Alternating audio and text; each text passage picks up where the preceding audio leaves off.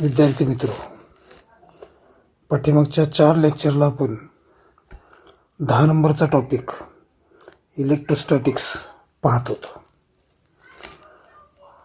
शेवटच्या 4थ्या लेक्चरला इलेक्ट्रोस्टॅटिक हा टॉपिक संपला.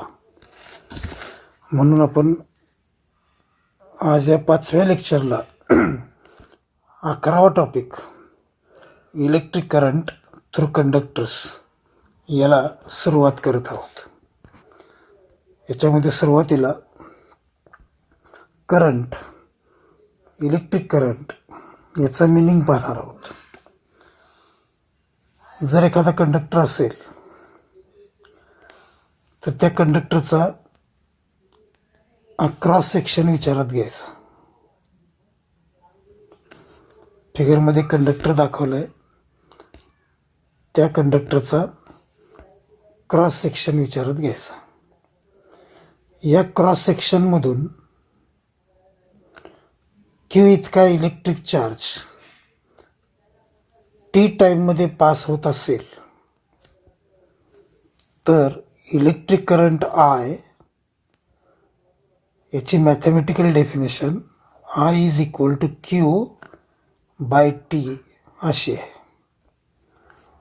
परत एकदा बघा, हा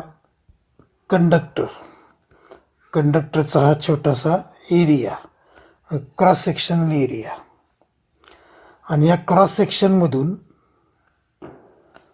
क्यू इतका इलेक्ट्रिक चार्ज टी टाईममध्ये पास होतो. असं असेल तर इलेक्ट्रिक करंट आय याची mathematical definition I is equal to Q divided by T. ही इलेक्ट्रिक करंटची डेफिनेशन आहे.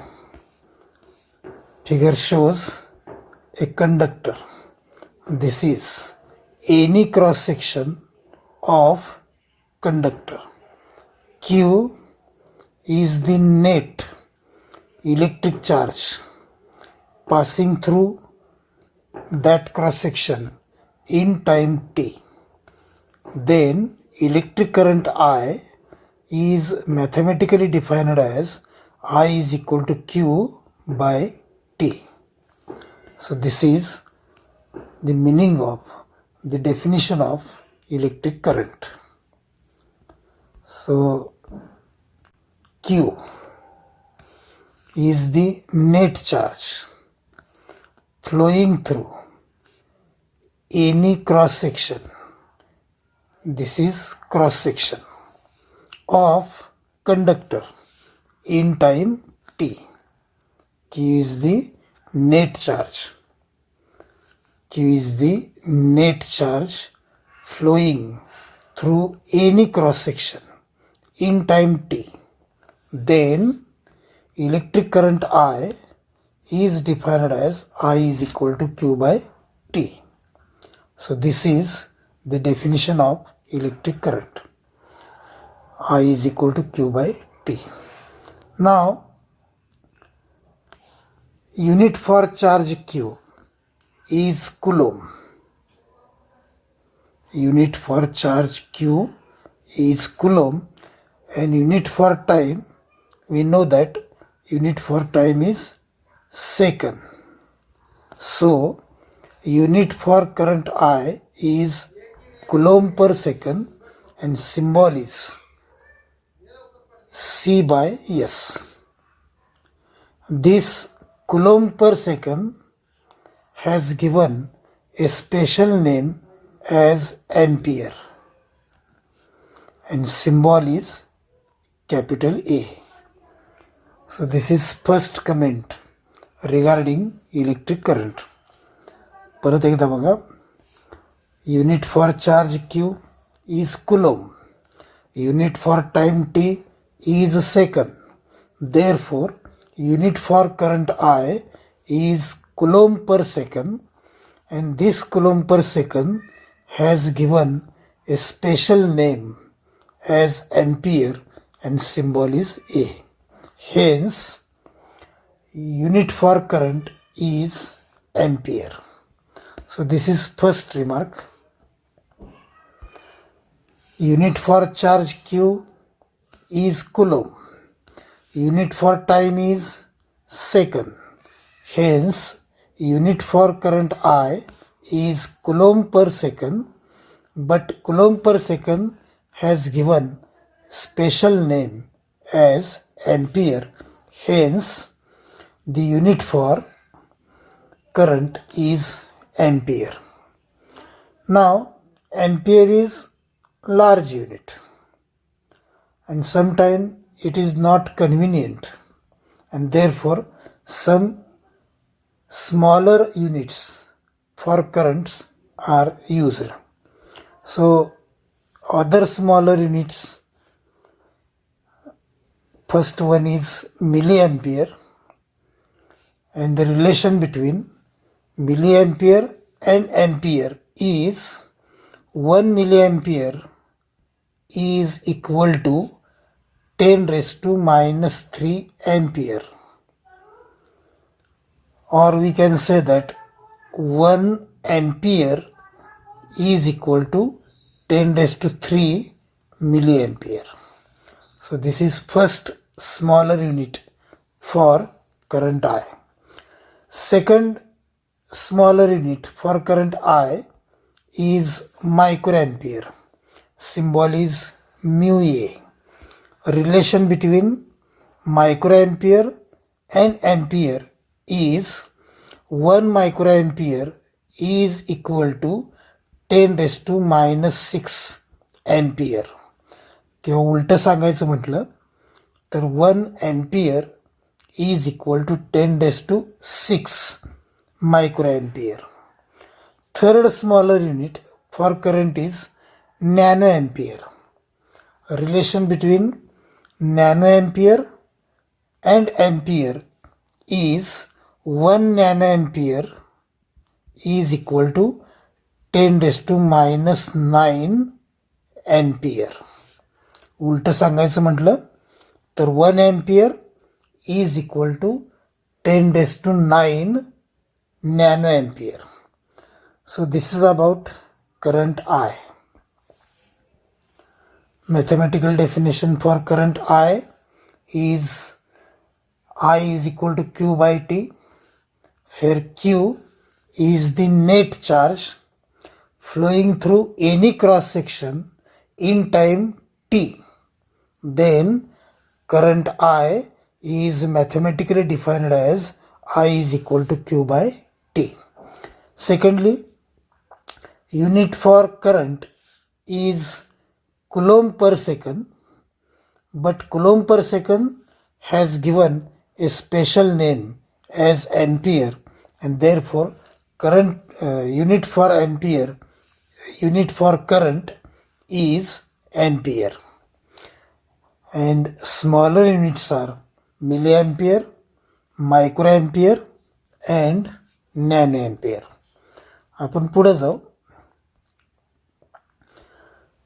ओहम्स लॉ करंट इलेक्ट्रिसिटी मधलं म्हणजेच या टॉपिकमधलं इलेक्ट्रिक करंट थ्रू कंडक्टर्स या टॉपिकमधलं अतिशय बेसिक असं हे आर्टिकल आहे. जसं इलेक्ट्रोस्टॅटिकमध्ये पाठीमागच्या टॉपिकमध्ये कुलोम्स लॉ होता. इलेक्ट्रोस्टॅटिकचा स्टडी करायचं म्हटलं की पहिल्यांदा कुलोम्स लॉ बघावा लागतो. तसं इलेक्ट्रिक करंट थ्रू कंडक्टर्स या टॉपिकचा अभ्यास करत असताना पहिल्यांदा ओहम्स लॉ हा पाहावा लागतो. करंट इलेक्ट्रिसिटी याच्यामधला हा बेसिक लॉ असा लॉ आहे, ओहम्स लॉ. तर त्याचा जो आशय आहे, त्याचं जे कंटेंट आहे ते आपण पहिल्यांदा समजून घेऊ. तर एक कंडक्टर आहे, कंडक्टर, आणि कंडक्टरमध्ये सध्या करंट नाही आहे. कंडक्टरमधून करंट फ्लो करण्यासाठी आपण कंडक्टरला सेल जोडतो. कंडक्टरचं एक टोक सेलच्या पॉझिटिव्ह टर्मिनलला, तर कंडक्टरचं दुसरं टोक सेलच्या निगेटिव्ह टर्मिनलला आपण जोडतो. हा सेल आहे, सेलचं हे पॉझिटिव्ह टर्मिनल, तर हे निगेटिव्ह टर्मिनल. कंडक्टरचं एक टोक सेलच्या पॉझिटिव्ह टर्मिनलला जोडले तर कंडक्टरचं दुसरं टोक आपण सेलच्या निगेटिव्ह टर्मिनलला जोडले. याच्यामुळं काय होतं, कंडक्टरच्या अक्रॉस पोटॅन्शियल डिफरन्स तयार होतो आणि पोटॅन्शियल डिफरन्स हे व्हीने डिनोट करतात. ज्यावेळेला आपण कंडक्टरच्या अक्रॉस सेल जोडतो त्यावेळी कंडक्टरच्या अक्रॉस पोटॅन्शियल डिफरन्स तयार होतं. म्हणजे काय होतं, तर कंडक्टरचं हे जे एंड आहे डावीकडचं ते हायर पोटॅन्शियलला असतं, कारण हे एंड आपण सेलच्या पॉझिटिव्ह टर्मिनलला जोडले त्यामुळं कंडक्टरचं एंड जे आहे डावीकडचं ते हायर पोटॅन्शियलला असतं. कंडक्टरचं दुसरं टोक उजवीकडचं आपण सेलच्या निगेटिव्ह टर्मिनलला जोडले त्यामुळं कंडक्टरचं जे उजवीकडचं टोक आहे ते लोअर पोटॅन्शियलला असतं. म्हणजेच कंडक्टरचे जे दोन एंड आहेत डावीकडचं आणि उजवीकडचं यांच्या दरम्यान पोटॅन्शियल डिफरन्स तयार होतो आणि हा पोटॅन्शियल डिफरन्स फी या लेटरने डिनोट करतात. पोटॅन्शियल डिफरन्स तयार झाल्यामुळं कंडक्टरमधून आय हा करंट फ्लो होतो. पोटॅन्शियल डिफरन्स फी आणि करंट आय यांच्यातलं रिलेशन सांगणारा हा ओहम्स लॉ आहे. ओहम्स लॉ काय सांगतो, तर पोटॅन्शियल डिफरन्स फी आणि करंट आय यांच्यातलं रिलेशन सांगतो. ओहम्स लॉ थोडक्यात सांगायचं म्हटलं तर तो असं सांगतो, I is directly proportional to phi. Ohm's law अगदी थोडक्यात सांगायचं म्हटलं तर I is directly proportional to phi. आयचं नाव इलेक्ट्रिक करंट, फीचं नाव पोटॅन्शियल डिफरन्स. म्हणून ओहम्स लॉ थोडक्यात असा पण सांगता येईल की current flowing through conductor is directly proportional to potential difference applied across the conductor. Current flowing through conductor is directly proportional to potential difference applied across the conductor. हा ohms लॉचं थोडक्यात असं statement आहे. अगदी करेक्ट सांगायचं म्हटलं तर ohms लॉचं statement असं आहे, if physical state of conductor remains constant, then current flowing through conductor is directly proportional to potential difference applied across the conductor. हे ओहम्स लॉचं correct statement. Current flowing through conductor is directly proportional to potential difference applied across the conductor. पण त्याला एक condition आहे की physical state of the conductor remains constant. हा जो conductor आहे त्याची फिजिकल स्टेट जर बदलत नसेल, जर कॉन्स्टंट राहत असेल तरच current I flowing through conductor is directly proportional to potential difference phi applied across the conductor. हे ओहम्स लॉचं करेक्ट स्टेटमेंट.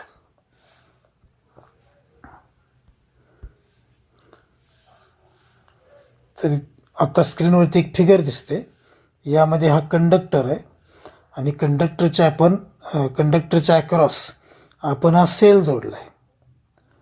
सेलचं हे पॉझिटिव्ह टर्मिनल आहे तर हे निगेटिव्ह टर्मिनल आहे आणि सेल जोडल्यामुळं कंडक्टरच्या अक्रॉस व्होल्टेज तयार झाले.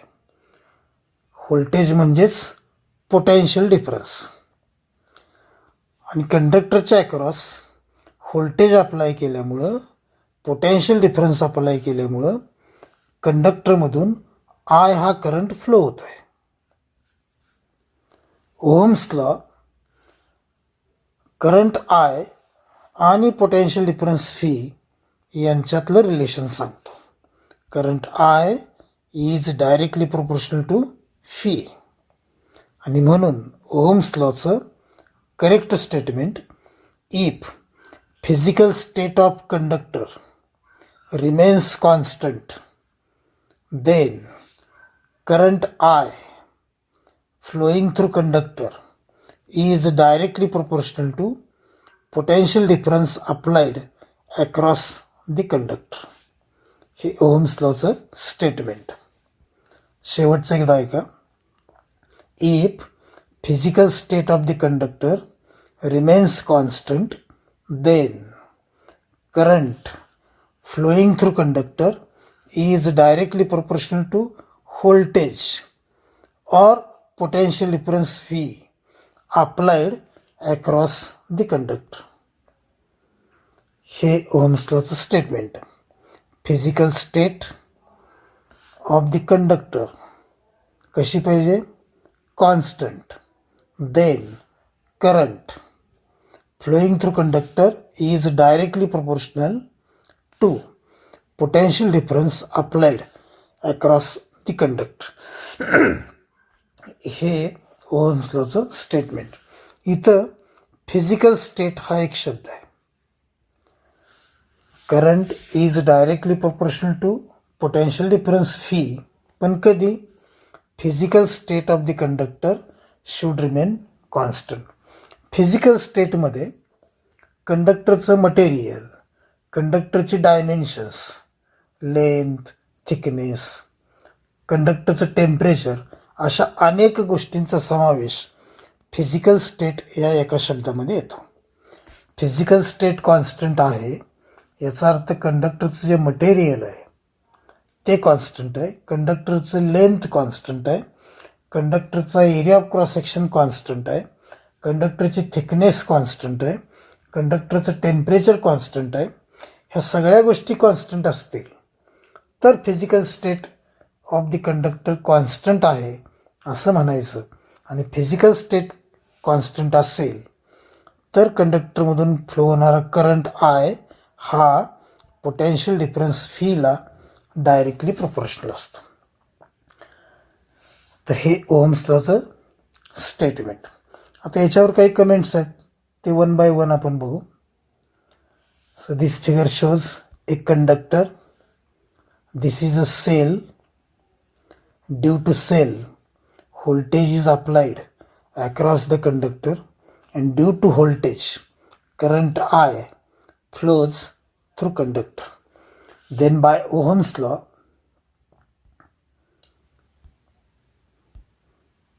I is the current through conductor, phi is the potential difference or voltage across the conductor.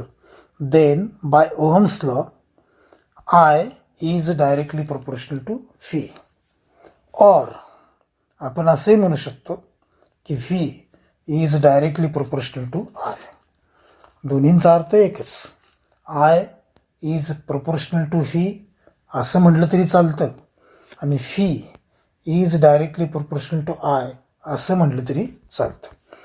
आता जर कॉन्स्टंट आर असेल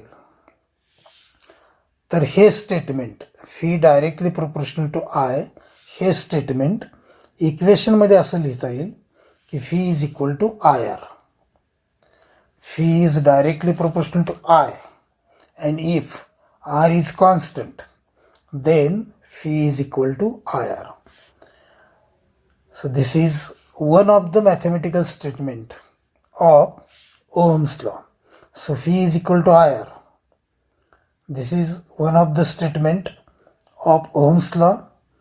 This equation can be written as R is equal to phi upon I, or can be written as I is equal to phi upon R.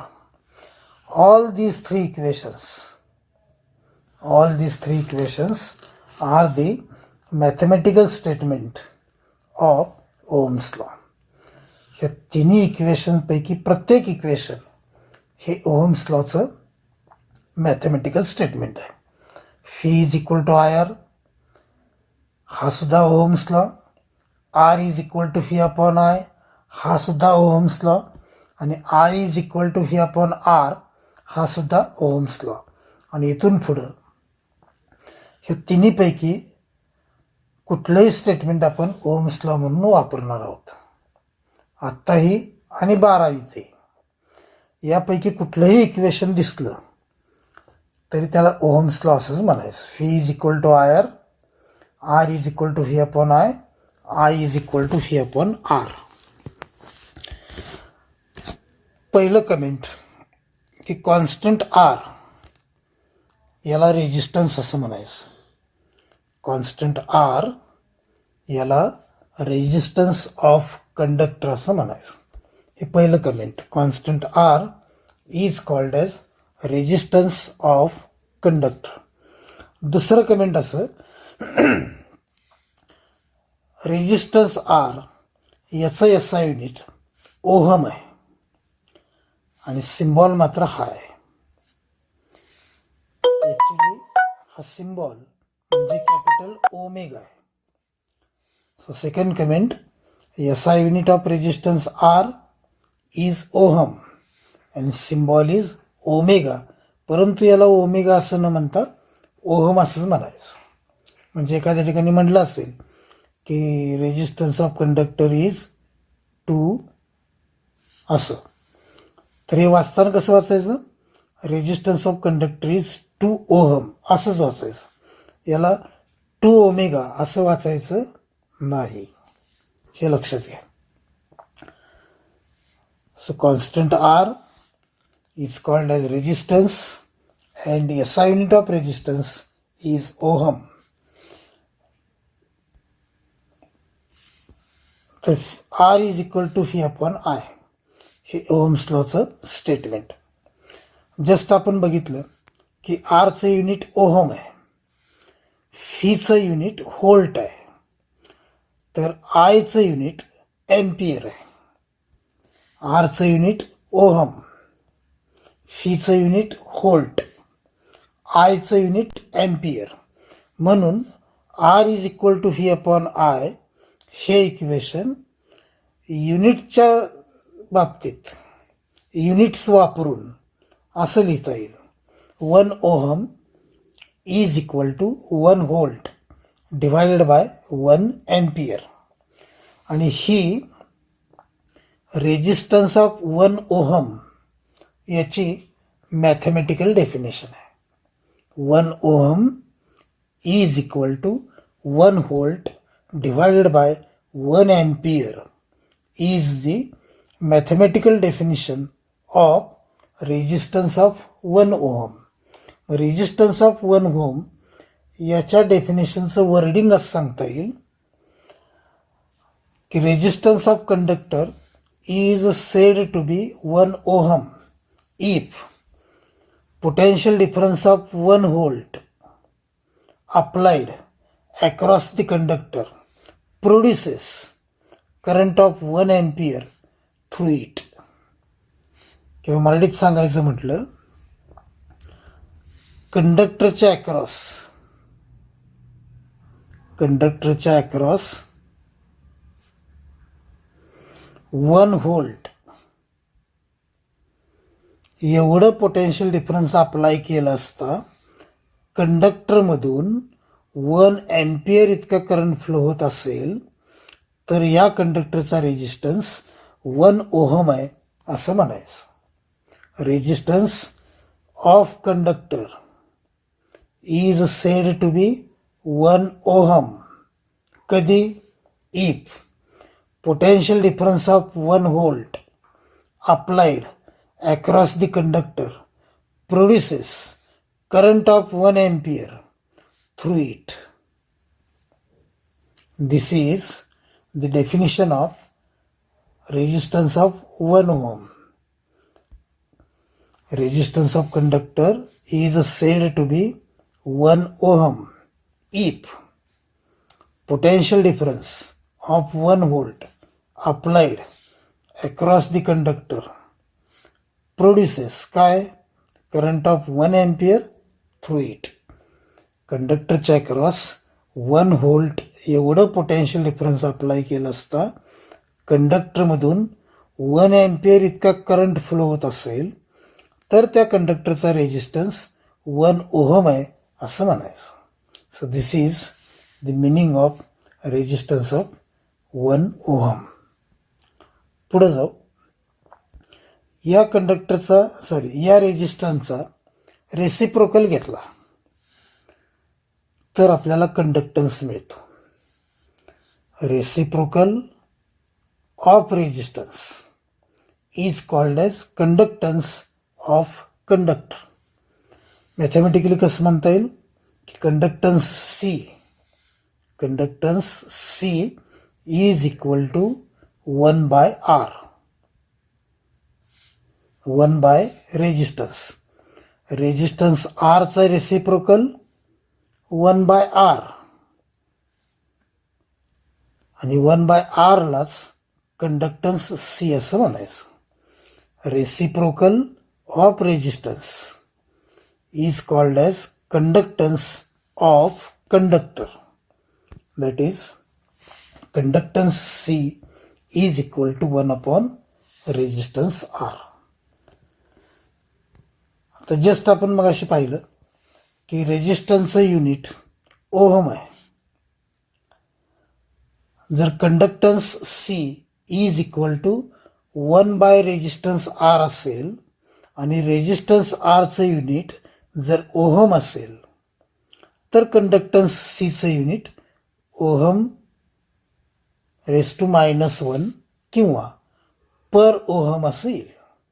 Per ohm म्हणजेच ohm raise to -1. तर हे शेवटचं comment आहे की unit for conductance C is ohm raise to -1. पुढे जाऊ. आता स्क्रीनवरती एक ग्राफ दिसतोय आणि त्या ग्राफमध्ये जे 2 ॲक्सेस आहेत ते ॲक्सेस म्हणजे पोटेन्शियल डिफरन्स फी आणि दुसरा ॲक्सेस करंट आय. जर current I against potential difference fee यांच्या दरम्यानचा ग्राफ जर straight line passing through origin असा येत असेल तर त्या मटेरियलला ओहमिक मटेरियल असं म्हणायचं. ज्या मटेरियलच्या बाबतीत current I against potential difference fee यांच्या दरम्यानचा ग्राफ फिगरमध्ये दाखवल्याप्रमाणे straight line passing through origin असा येत असेल तर त्या मटेरियलला ओहमिक मटेरियल असं म्हणायचं. For any material if graph of current I against potential difference phi is a straight line passing through origin, then that material is called as ohmic material. ज्या मटेरियलसाठी असा ग्राफ मिळतो straight line passing through origin त्या मटेरियलला ohmic material असं म्हणायचं. For any material if graph of current I against potential difference phi कसा आला पाहिजे straight line passing through origin then the material is called as ohmic material. आता जर material ohmic असेल तर ओहमिक मटेरियल हे ओहम्स लॉ तंतोतंत पाळतो. ओहम्स लॉ तंतोतंत ओबे केला जातो. म्हणून ओहमिक मटेरियलच्या बाबतीत आपण असं कमेंट करू शकतो की ohmic material obey Ohm's law. Ohmic material Ohm's law तंतोतंत ओबे करतो असं कमेंट आपण करू शकतो. आणि ओहमिक मटेरियलच्या बाबतीत तिसरं आणि शेवटचं कमेंट म्हणजे ओहमिक मटेरियलचं एक्झाम्पल आहे.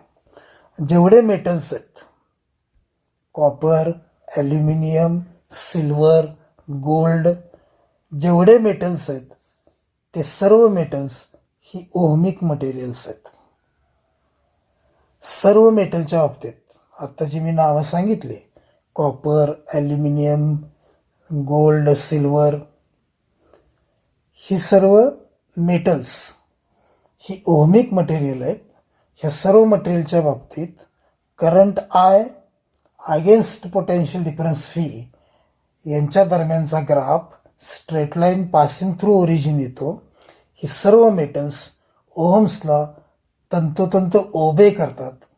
सर्व मेटल्स ही ओहमिक मटेरियल्स आहेत. So this is about ohmic material. याच्या उलट याचा पुढचा भाग आहे तो म्हणजे नॉन ओहमिक मटेरियल. अगदी एक्झॅक्टली याच्या उलट आहे. म्हणजे आय आणि पोटेन्शियल डिफरन्स फी यांच्या दरम्यानचा ग्राफ स्ट्रेट लाईन येण्याऐवजी जर असा कर्वड येत असेल तर ज्या मटेरियलच्या बाबतीत असा कर्वड ग्राफ मिळतो त्या मटेरियलला नॉन ओहमिक मटेरियल असं म्हणायचं. ओहमिक मटेरियलच्या बाबतीत ग्राफ स्ट्रेट लाईन येतो, तर नॉन ओहमिक मटेरियलच्या बाबतीत ग्राफ कर्वड येतो. तसंच ओहमिक मटेरियल ओहम्सला ओबे करतात. या उलट नॉन ओहमिक मटेरियल्स ओहम्सला ओबे करत नाहीत. आणि इलेक्ट्रोलाइट, थर्मिस्टर ही नॉन ओहमिक मटेरियलची एक्झाम्पल आहे. म्हणून ओहमिक मटेरियलबद्दल जे काय आपण इथं पाहिलं आहे त्याच्या अगदी उलट नॉन ओहमिक मटेरियल हा प्रकार आहे. तो पुढच्या स्लाईडमध्ये आपण पाहणार आहोत. For any material if graph of current I against potential difference V is curved, then the material is called as non-ohmic material. हे non-ohmic materialचं meaning आहे. For any material, graph of current I against potential difference V is curved, is not a straight line, then the material is called as non ohmic material. Non ohmic मटेरियलच्या बाबतीत comment असं की non ohmic material do not obey Ohm's law. Non ohmic materials Ohm's law पाळत नाहीत. आणि तिसरं आणि शेवटचं कमेंट म्हणजे नॉन-ओहमिक मटेरियलची एक्झाम्पल्स आहेत. Electrolyte, thermistor, these are the examples of non ohmic material. तर ohmic material, non ohmic material दोन्ही परस्पर उलट असे प्रकार आहेत. If graph of I against V is straight line then material is ohmic. If graph of I against V is curved then material is non ohmic. Ohmic material obey Ohm's law while non-ohmic materials do not obey Ohm's law. All metals are the ohmic materials, while electrolyte, thermistors are the non-ohmic material. So this is all about Ohm's law. Ohm's law बद्दल आपण काय काय पाहिलं? Statement. अगदी थोडक्यात सांगायचं म्हटलं तर I is directly proportional to phi. If, and there is a statement as if physical state of the conductor remains constant, then current I flowing through conductor is directly proportional to potential difference phi applied across the conductor. Phi is equal to IR, or I is equal to phi upon R, or R is equal to phi upon I. These are the mathematical statements of Ohm's law. The constant R is called as resistance of conductor. Its unit is ohm. Reciprocal of resistance is called as conductance.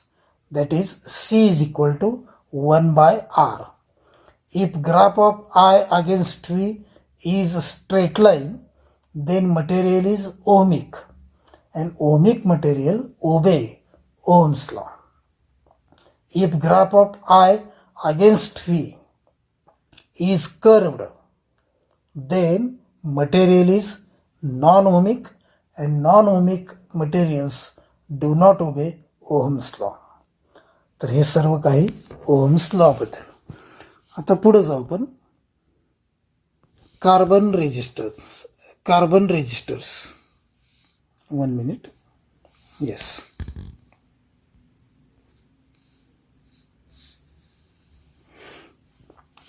तर आता स्क्रीनवरती जे दिसत आहेत तुम्हाला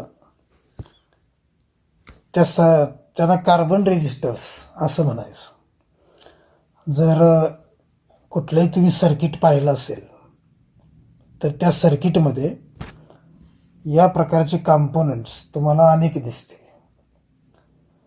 आणि हे जे components आहेत इलेक्ट्रॉनिक कॉम्पोनंट्स, त्यामध्ये प्रामुख्यानं हे रेजिस्टर्स असतात, कंडेन्सर्स असतात, कॉइल्स असतात. पण जास्त संख्या रेजिस्टरचीच असते.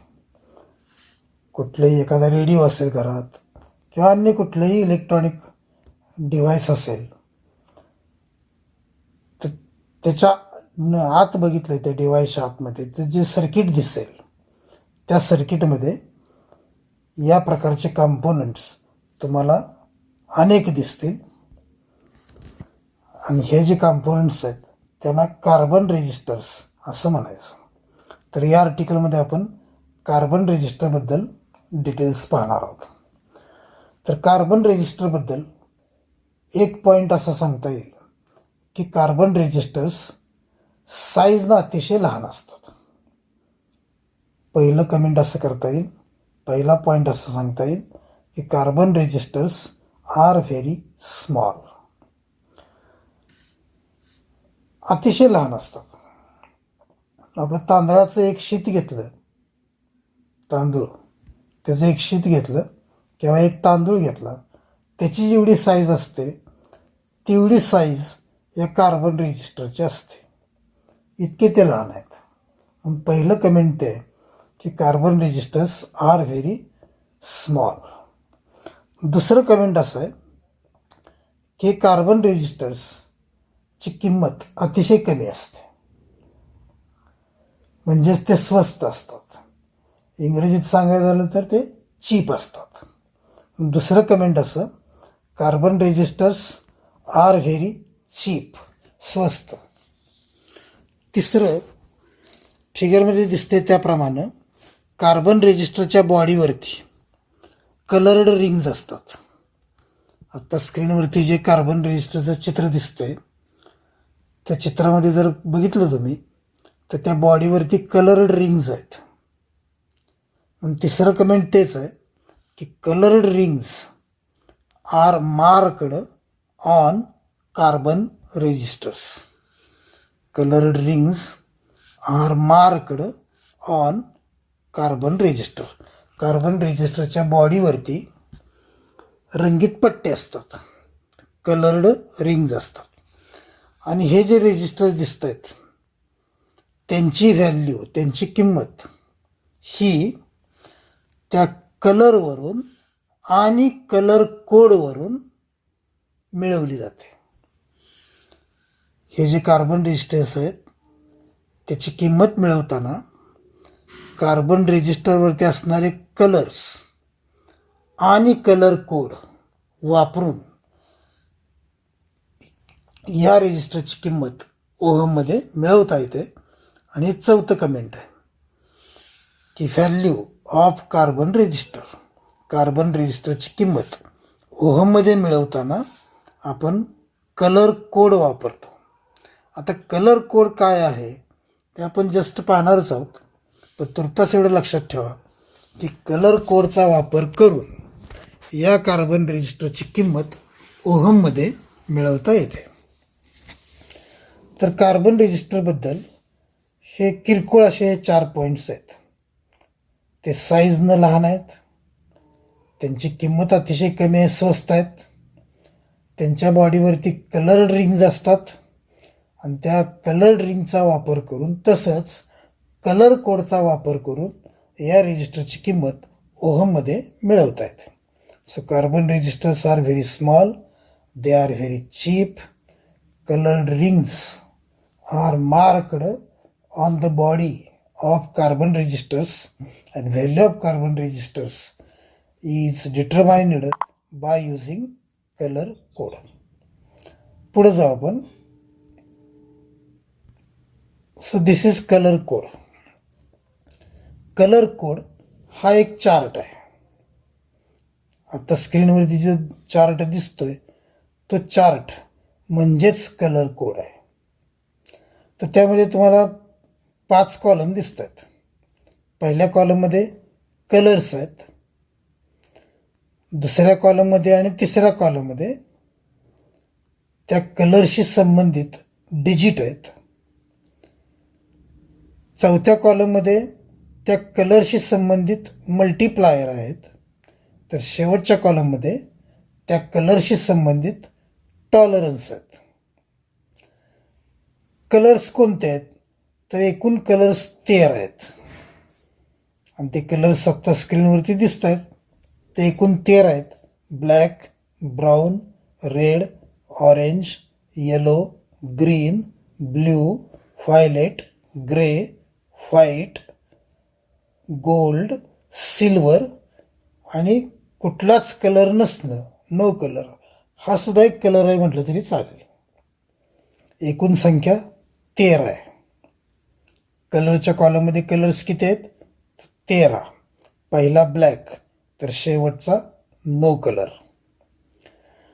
ह्या कलरशी संबंधित डिजिट हे दुसऱ्या आणि तिसऱ्या कॉलममध्ये आहेत. उदाहरणार्थ ब्लॅकसाठी फर्स्ट अँड सेकंड डिजिट दोन्ही 0च आहेत. प्रत्येक कलरसाठी फर्स्ट आणि सेकंड डिजिट सेमच आहेत.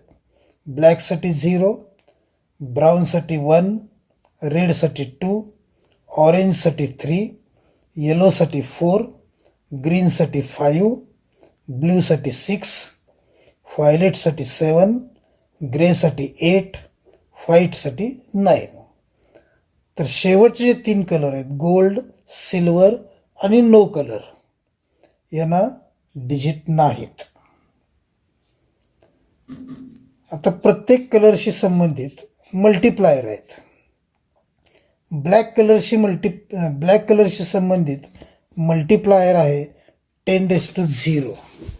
आणि तुम्हाला माहीत आहे कुठल्याही संख्येचं 0 पॉवर त्याची किंमत 1 असते.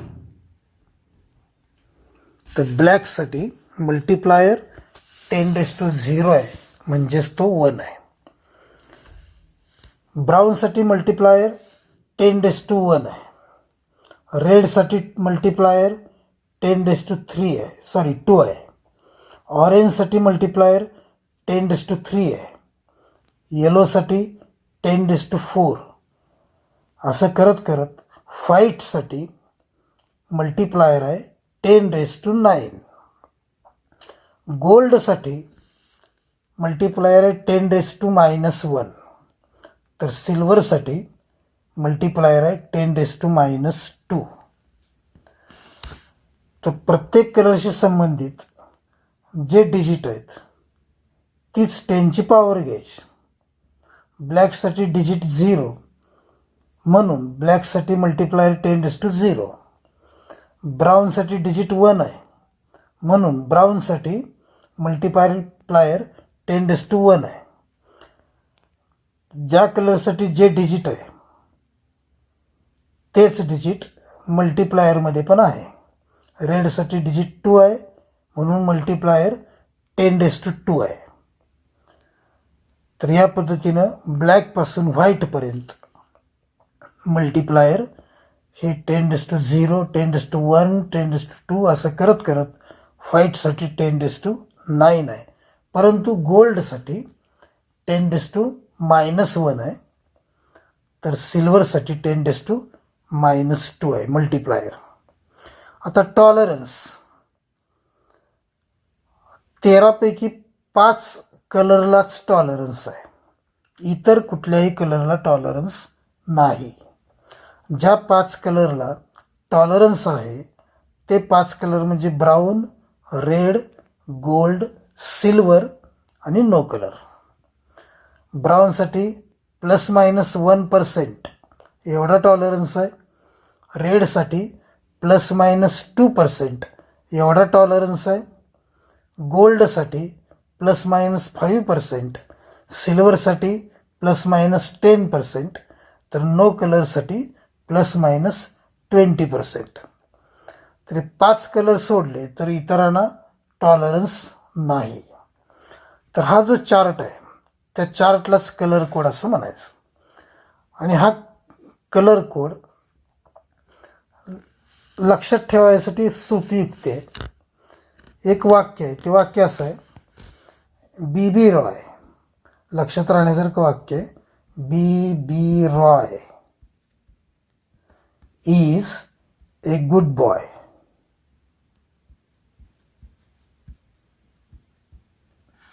having very good wife. वाक्य परत एकदा बघा, B Roy is a good boy having very good wife. हे वाक्य लक्षात ठेवलं की हा संपूर्ण कलर कोड तयार करता येतो. या वाक्यामध्ये जी लेटर्स कॅपिटल आहेत ती सर्व कॅपिटल लेटर्स कुठल्या तरी कलरशी संबंधित आहेत आणि त्या कॅपिटल लेटरवरून तो कलर ओळखता पण येतो. उदाहरणार्थ पहिलं कॅपिटल लेटर बी आहे, तो ब्लॅकसाठी आहे. दुसरं कॅपिटल लेटर बीच आहे, त्याचा मिनिंग ब्राऊन. तिसरं कॅपिटल लेटर आर आहे, त्याचा अर्थ रेड. चौथं कॅपिटल लेटर ओ आहे, ऑरेंज. पाचवं कॅपिटल लेटर वाय, येलो. सहावं कॅपिटल लेटर जी, ग्रीन. त्यानंतर ओ डी ही कॅपिटल लेटर्स नाहीत. पण त्यानंतरचं कॅपिटल लेटर परत बी आहे आणि ते बी स्टँड्स फॉर ब्ल्यू. त्यानंतर ओ आणि वाय ही कॅपिटल लेटर नाहीत, परंतु व्ही हे कॅपिटल लेटर आहे आणि V stands for violet. ERY ही कॅपिटल लेटर नाहीत, ते सोडून द्यायचे, परंतु जी हे कॅपिटल लेटर आहे आणि जी फॉर ग्रे. त्यानंतर OD हे कॅपिटल लेटर नाहीत, परंतु W हे मात्र कॅपिटल लेटर आहे आणि W स्टँड्स फॉर व्हाईट. तर 13 पैकी 10 कलरची नावं या वाक्यावरून लिहिता येतात. B Roy is good boy having very good wife या वाक्यावरून 13 पैकी 10 कलर सांगता येतात. आणि राहिलेले 3 कलर लक्षात ठेवायचे, गोल्ड, सिल्वर, नो कलर. एकदा काय या वाक्यावरून हे कलर्स तुम्ही लिहिले, B Roy good boy very good wife या वाक्यावरून हे कलर लिहिले आणि त्यानंतर गोल्ड, सिल्वर, नो कलर हे 3 कलर लिहायचे. त्यानंतर फर्स्ट आणि सेकंड डिजिटसाठी 0 to 9 क्रमानं अंक लिहित जायचे. 0 to 9, 0, 1, 2, 3, ... 9. शेवटच्या 3 कलरला डिजिटच नाही आहेत.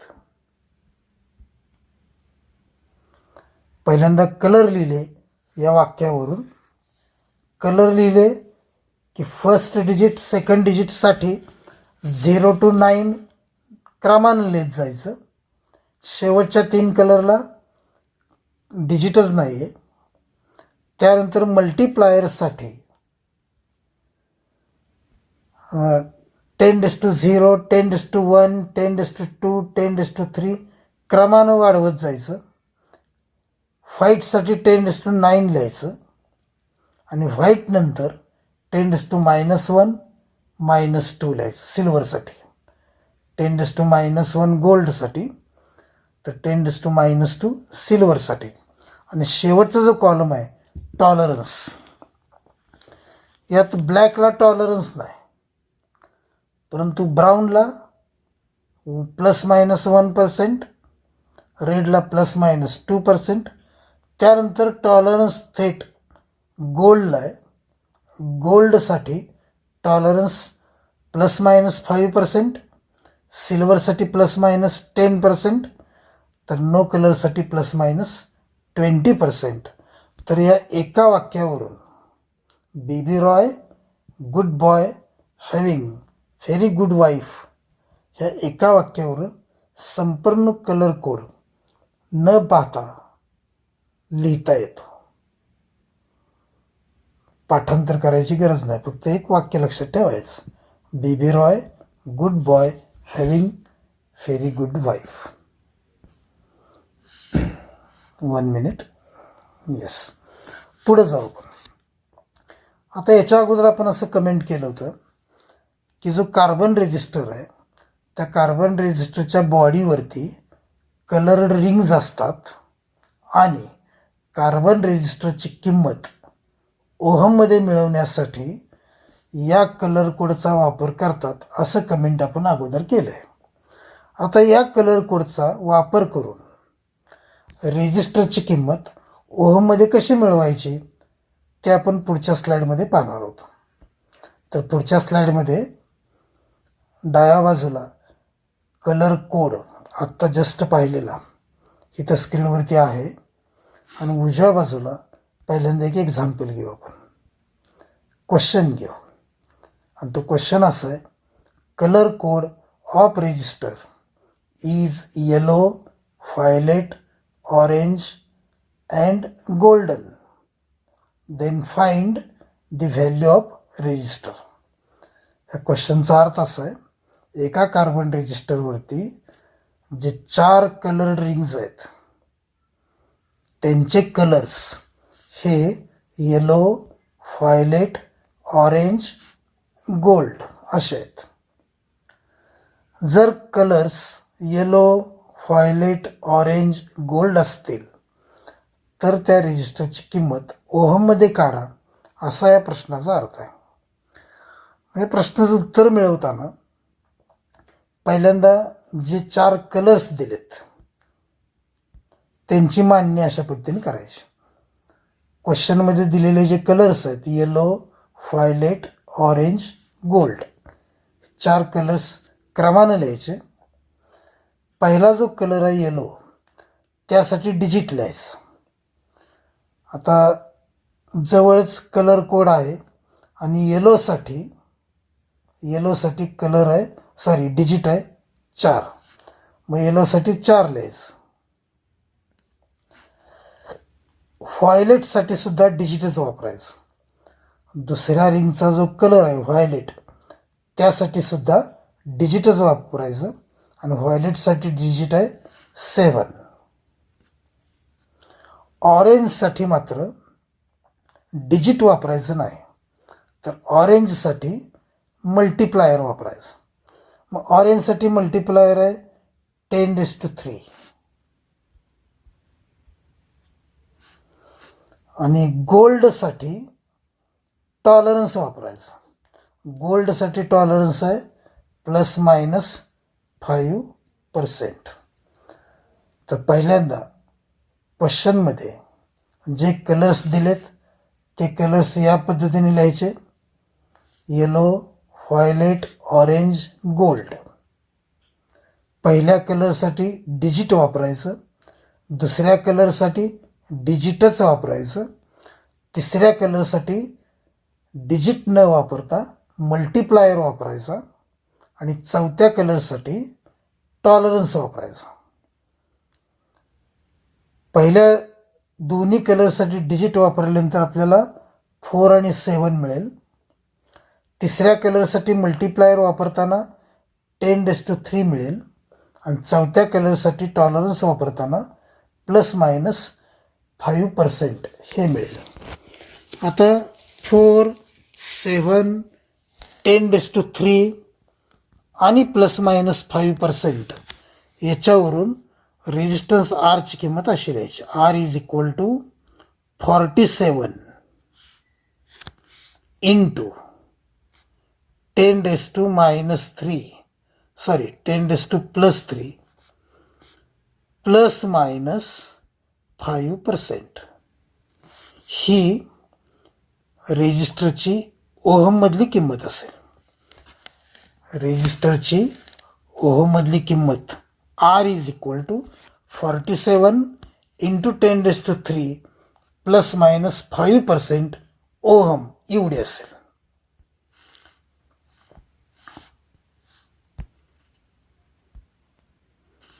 येलोसाठी 4, व्हायलेटसाठी 7, ऑरेंजसाठी 10⁻³ गोल्डसाठी ±5%. and therefore R is equal to 47 into 10⁻³ ±5%. ही रेजिस्टरच्या रेजिस्टन्सची किंमत ओहममध्ये असेल. आणखी एक क्वेश्चन घेऊ, आणखी एक एक्झाम्पल घेऊ. Find the value of resistor for colour code brown, black, red and silver. 4 colour code दिलेत, त्या अशा आहेत ब्राऊन, ब्लॅक, रेड, सिल्वर. तर व्हॅल्यू ऑफ रेजिस्टर काढा असा या प्रश्नाचा अर्थ आहे. मग जस्ट सांगितल्याप्रमाणे पहिल्या एक्झाम्पलमध्ये सांगितल्याप्रमाणे दिलेले 4ही कलर कोड या पद्धतीने लिहायचे. Brown, black, red, silver. ब्राऊनसाठी डिजिट वापरायचं, ब्लॅकसाठी डिजिटच वापरायचं, रेडसाठी मात्र मल्टिप्लायर वापरायचा, सिल्वरसाठी टॉलरन्स वापरायचा. तुम्हाला हे मिळेल. ब्राऊनसाठी डिजिट 1, ब्लॅकसाठी 0, रेडसाठी मल्टिप्लायर 10⁻², तर सिल्वरसाठी टॉलरन्स ±10%. हे लिहिल्यानंतर डायरेक्टली आरची किंमत अशी द्यायची. R is equal to 1, 0, 10 into 10⁻² ±10%. So this is the value of resistance of resistor in ohm. तर 2 एक्झाम्पल आपण पाहिलेत. याच पद्धतीनं शेवटच्या स्लाइडमध्ये आणखी काही एक्झाम्पल दिलेले आहेत, तर त्याचा स्क्रीनशॉट काढून ठेवायचा. हा त्याचा स्क्रीनशॉट काढून ठेवायचा. यामध्ये 4 प्रश्न विचारलेत. प्रत्येक प्रश्नात 4 कलर दिलेत, 4 कलर कोड दिलेत आणि त्या 4 कलर कोडवरून प्रत्येक रेजिस्टरचा रेजिस्टन्स मिळवायचा. फॉर एक्झाम्पल ब्ल्यूसाठी पाठीमागं आपण पाहिलं. ब्ल्यूसाठी डिजिट आहे 6, ब्ल्यूसाठी 6, ग्रीनसाठी 5, रेडसाठी मल्टिप्लायर 10⁻², रेडसाठी मल्टिप्लायर 10⁻² आणि गोल्डसाठी टॉलरन्स आहे ±5%. त्यामुळं पहिल्या क्वेश्चनमध्ये जे कलर कोड दिलेत blue, green, red and gold, याच्यावरून रेजिस्टर आरची किंमत अशी लिहिता येईल. R is equal to 65 into 10⁻² ±5%. ही पहिल्या क्वेश्चनची ओहममधली किंमत असेल. 65 इंटू 10⁻² ±5%. तर या पद्धतीनं घरी ह्या 3 कलर कोडवरून 3 रेजिस्टरच्या किमती मिळवायच्या. आणि आता आपण इथं थांबतोय. धन्यवाद.